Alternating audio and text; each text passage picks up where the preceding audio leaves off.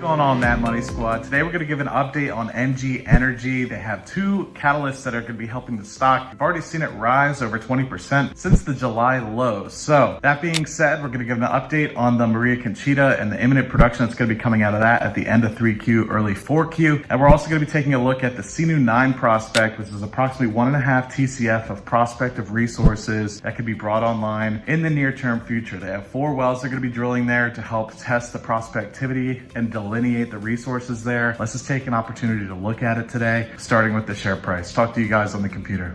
All right, everybody, so hopping into the computer here, we're looking at the share price of NG Energy, or GASXF. You're looking at the OTC markets. It's up over 35% since its lowest point in July, where it climbed up from 69 cents all the way up to 93 cents. So rather impressive recent bull run in the share price. A lot of that, I think, has to do with the catalyst that we're going to be talking about today with the Maria Conchita and also the CNU9 prospect going forward. So instead of just continue to talk about it and not show you guys any results, let's just hop right into it. But before I go ahead and do that, there's a really good article on Benzinga that talks about NG Energy's contribution to fueling clean energy transition. I want you guys to go ahead and take a read about that. It talks a lot about what Colombia has been going through with respect to importing LNG and how NG Energy is going to be able to help gain growth in the gas markets within Colombia going forward and helping relieve the supply constraints that they're currently going through. And not only that, this article talks a lot about the alignment that NG Energy has with the Paris Agreement and a lot about with respect to how much cleaner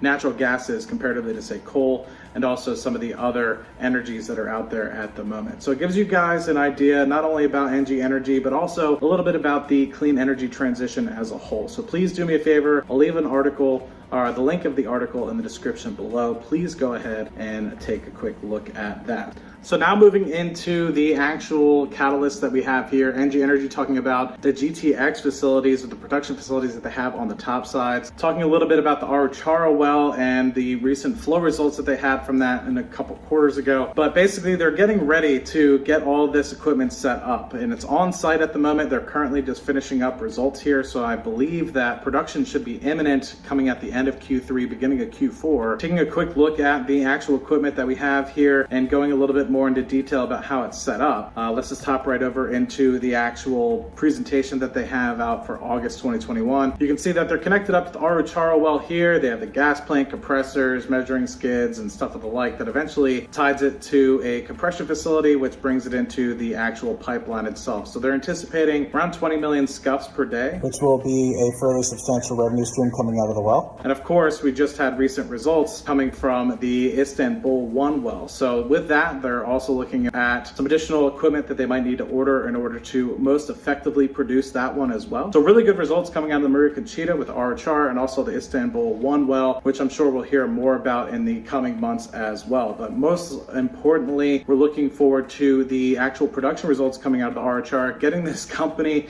to revenue producing, which is extremely important here. The company is just about $100 million market cap at the moment, with the opportunity to be able to get a good amount of revenue coming through the door, especially with the opportunities with the Istanbul 1 being able to be tied into the pipeline in the future, and also the Tinka 1, which is scheduled to be drilled in the upcoming quarters as well. Hopefully being able to delineate some of these resources in the Maria Conchita block that NG Energy has about an 80% working interest in. So now what I want to touch on is the opportunity and the upside potential that NG Energy has in the flagship property going forward. If you guys haven't seen my previous video, we talked a little bit about the 4 wells that are already essentially paid for that NG Energy has an opportunity to be drilling. So with that said, NG Energy is planning on having the environmental permit for the Magico 1 well in the coming weeks. And what it's basically going to be doing is taking an opportunity to explore approximately 1.5 TCF on a 100% working interest basis. If you take into account NG Energy's working interest on that, it's just over a TCF of prospective leads, which obviously are prospects and also leads. Now, to highlight specifically this block, the CNU9 block that NG Energy has a 72% working interest in, comes right up against Canacol's block to the east here, where they're actually producing about 172 million scuffs per day, and they have approximately 600 637 BCF of reserves that are coming out of that block at the moment. So that being said, they continue to recently test a well here that produced up to 35.5 million scuffs per day. These are offshore sorts of rates. When you're talking about 35.5 million scuffs, you're talking about wells that are, being able to produce offshore Trinidad. You're talking about wells that are able to be produced offshore Gulf of Mexico. These are highly prolific wells, and these are onshore, much cheaper cost to drill. So that is not any hype of any means. That is truth. I work in the industry. I understand it to a good bit. And a lot of wells that I've seen, we would love to have 35.5 million scuffs coming a day out of a well. And the potential that NG Energy has something as prolific as that is also something that we can consider going forward. So the area has excellent infrastructure already, so that's something to keep in mind. Open access to national oil and gas pipelines, and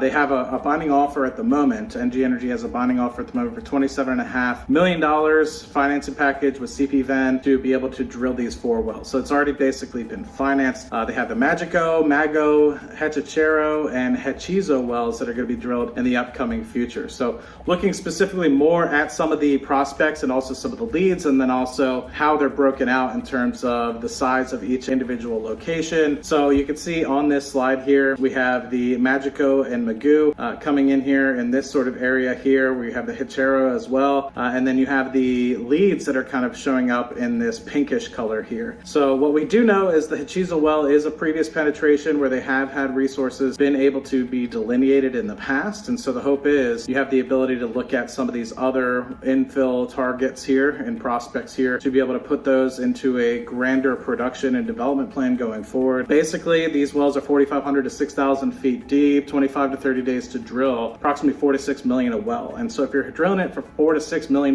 per well and up to 30 million scuffs a day, in terms of if you're using Canacol's results here to the east, that is prolific. That is something that is extremely phenomenal and has great upside opportunity. Now, of course, like I mentioned, these are prospective resources, and so they need to be drilled. And so in the coming quarters, just keep a watch on this. If you're not going to be investing right now, it's something to definitely keep in your watch list as some of these wells begin to start coming and proving up these resources going forward. Absolutely something to be looking forward to as they say find and prove up the hydrocarbon column in the Magico well, in the Mago well, in the Hechicero well, and also the Hechizo well. Will they be able to go back in over the coming months or so? So they will start with the Magico well here in the next quarter or so that we believe, and that alone will be about 190 to 200 BCF prospective resources on a 100% working interest basis. So be dipping down to the 130, 140 in terms of the working interest that NG Energy would have, because they have a 72% working interest in this fault block. But with that, of course, we're talking about prospects that are near term. So if we were to drill those 3 or 4 wells, NG Energy is going to be able to drill those 3 or 4 wells. It might unlock these other leads in here as well, which can unlock potential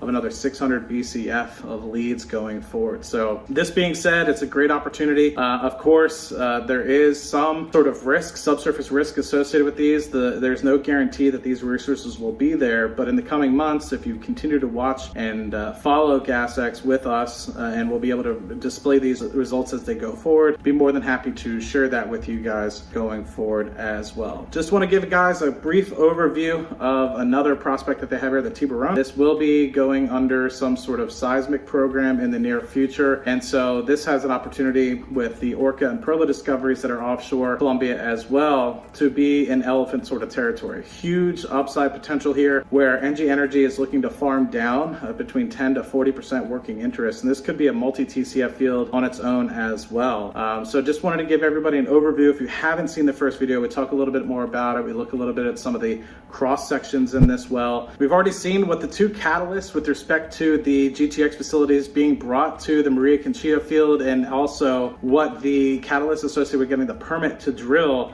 the Magico well in the next coming months has had on the share price 30% up since the July lows. And so I'm hoping with continued results, continued spud, at the Sinu 9 prospect. The share price will continue to go up and to the right, so be sure to keep an eye on the stock. If you aren't investing already, be sure to keep an eye on the stock. We'll bring you more results as we get them. Me and Kyle are keeping a close eye on the company and the results that are coming out of the Maria Conchita, as also with the Sinu 9 prospect. So be sure to keep an eye on us. We'll try to be releasing something once a month for you guys over the coming months, and hopefully if things continue to pan out like they have over the past couple months for MG Energy, we'll be able to bring you guys results going forward into 2022 as well. So thank you guys so much. Look forward to seeing you guys on the next video for MG Energy. Talk to you guys soon and have a great day. Cheers.